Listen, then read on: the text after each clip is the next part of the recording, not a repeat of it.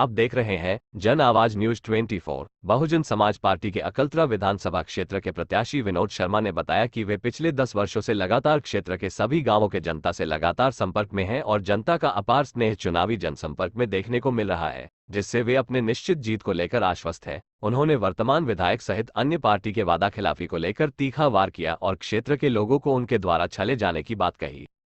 उन्होंने बताया कि क्षेत्र की जनता अब राजघराने से ऊब चुकी है और इनके अलावा कुछ बाहरी प्रत्याशी भी मैदान में है जिनका यहां के विकास कार्यों से कोई मतलब नहीं है। इस तरह से जनता जनार्दन के पास बसपा के विनोद शर्मा ही एकमात्र विकल्प है जो क्षेत्र में विकास के लिए प्रतिबद्ध है।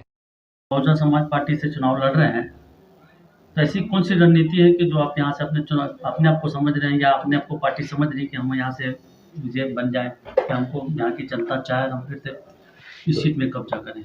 निश्चित रूप से सबसे पहले तो मैं बहन जी का बहुत बहुत आभार और धन्यवाद देना चाहूँगा कि मुझे अकलतरा विधानसभा से प्रत्याशी उन्होंने बनाया है और लगातार 10 साल की मेरी मेहनत जो अकलतरा विधानसभा की एक एक जनता जान रही है कि शर्मा जी अकलतरा विधानसभा पर लगातार गांव-गांव, गली-गली हर जगह पहुंच रहे हैं और जनता के सुख दुख में शामिल हो रहे हैं।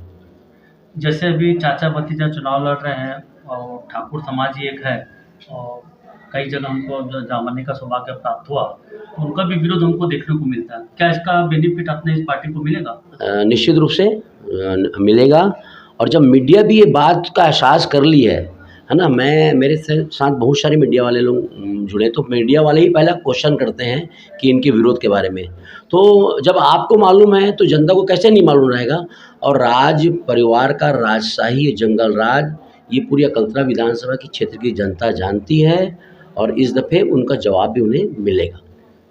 कई गांव में हमने दौरा किया तो गांव वालों का कहना ये था कि चाचा भतीजा चुनाव लड़ रहे हैं, इसके पहले उसके लिए बीजेपी के लिए उन्होंने वोट मांगा था, अब वो कांग्रेस के किस स्थिति में वोट मांगेंगे?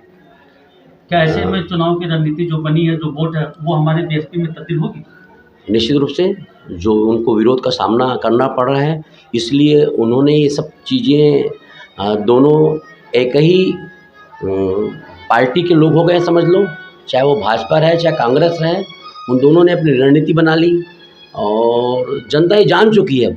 जनता इस चीज़ का एहसास हो चुका है और उन्हें भी मालूम चल चुका था कि बहुजन समाज पार्टी इस दफ़े जीत की ओर अग्रसर है और उस अग्रसर होने की वजह से उन्होंने अपनी रणनीति बदली और दोनों एक ही हो गए हैं। लेकिन जनता इनको इस दफ़े जवाब देगी। अपन ये मान के चले जिस प्रकार यहाँ से बीएसपी एक बार यहाँ से जीत चुकी है और फिर उस सीट को अपन फिर से कब्जा कर सकते हैं, आपका कहने का मकसद ये है? निश्चित रूप से।